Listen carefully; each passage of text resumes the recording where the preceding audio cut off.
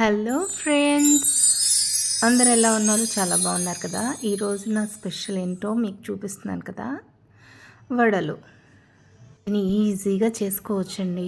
ఎట్లాగో చూపిస్తున్నాను కదా. ఒక్క బంగాళదుంప చాలు. దీన్ని చక్కగా పైన తోలంతా క్లీన్ చేసేసుకొని మన చక్కగా దీన్ని మనము తురిమి పెట్టేసుకోవాలి. ఒక్క బంగాళదుంప చాలండి, సరిపోతుంది. చాలా అవుతాయి. అలాగా ఇప్పుడు చూస్తున్నారు కదా, మొత్తం అలాగే చక్కగా మనం తురిమి పెట్టేసుకుందాం. ఇప్పుడు ఈ తురిమి పెట్టుకున్న దానికి మనము పాన్లో ఒక 2 కప్స్ 2.5 కప్స్ అంటే చిన్న గిన్నెతోనే పోస్తున్నానులేండి. అంటే మనకి ఎంత క్వాంటిటీ అయిందో మన బంగాళదుంప తురుము దాని అంతకన్నా ఒక 2 కప్పుల వాటర్ తీసుకొని అందులో మనం ఈ తురిమి పెట్టుకున్న ఈ బంగాళదుంప తురుము కూడా మనము అందులో వేసేసుకొని గ్యాస్ వెలిగించేసుకొని మనము దీన్ని కొంచెం థిక్గా అయ్యే వరకు, కొంచెం ఉడికే వరకు మనము ఉడికించుకోవాలి. నిజంగా ఇది చాలా బాగుంటుందండి. నేను వెరైటీగా ఉంటుందని ట్రై చేసి చూశాను. నాకు కూడా నచ్చింది. మా నాన్నకి, మా ఇంట్లో వాళ్ళందరికీ కూడా నచ్చిందండి. మీరందరూ కూడా ఒక్కసారి ట్రై చేసి చూసి బాగుంది కదా లేదా అన్న సంగతి నాకు కామెంట్ సెక్షన్లో కామెంట్ చేయండి. అలాగే మర్చిపోకుండా సబ్స్క్రైబ్ చేసుకోండి. చూసారుగా, ఇప్పుడు అట్లా ఉన్న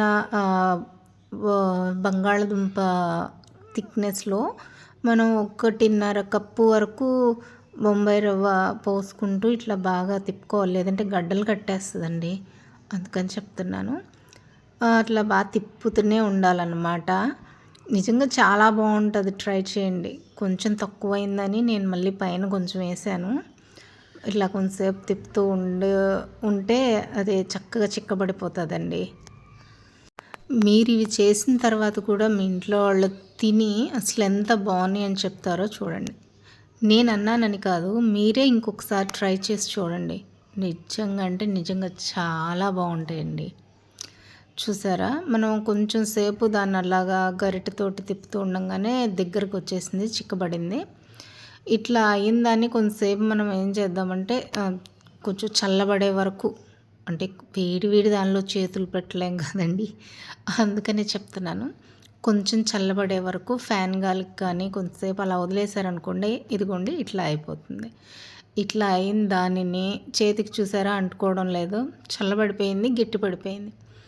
ఇప్పుడు ఇలా అయిన దానిలో మనం ఇప్పుడు ఒక పెద్ద సైజు ఉల్లిపాయ, అంటే పెద్దదేం కాదు, ఒక మోస్తరు సైజులో ఉల్లిపాయ వేసుకొని మళ్ళీ కొంచెం కొత్తిమీర, అట్లనే కొంచెం క్యారెట్ తురుము ఇష్టమైతే వేసుకోండి, అది మీ ఆప్షనల్. నాకైతే బాగుంటుంది అనిపించి వేశాను. కొన్ని పచ్చిమిర్చి, ఏదైనా కానీ మీ ఆప్షనల్ అండి. మళ్ళీ కొంచెం మన అల్లం తురుము, జీలకర్ర బాగుంటుందండి తింటూ ఉన్నప్పుడు, నోస్ట్కి చాలా బాగా అనిపిస్తుంది.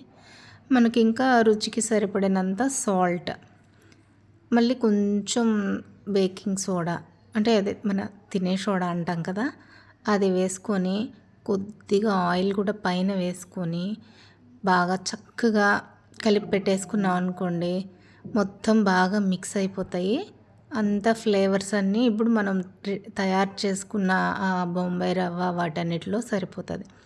లాస్ట్లో కొంచెం కరివేపాకు, దాని ఫ్లేవర్ కూడా బాగుంటుంది వేసుకుంటాం వల్ల.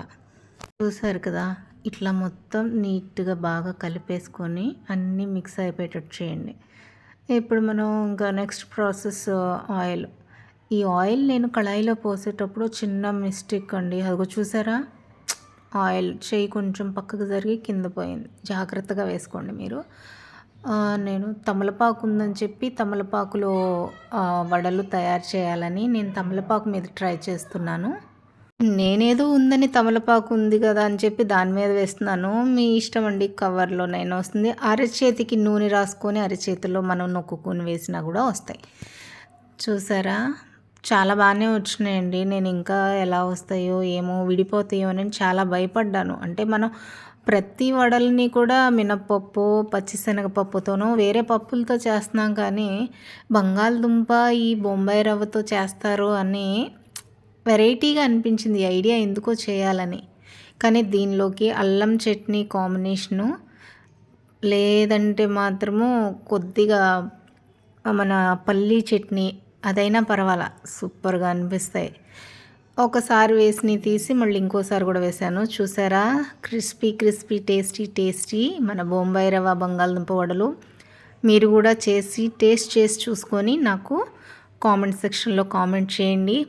అలాగే లైక్ చేయండి, షేర్ చేయండి.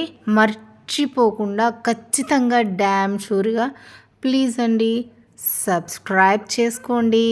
Bye friends.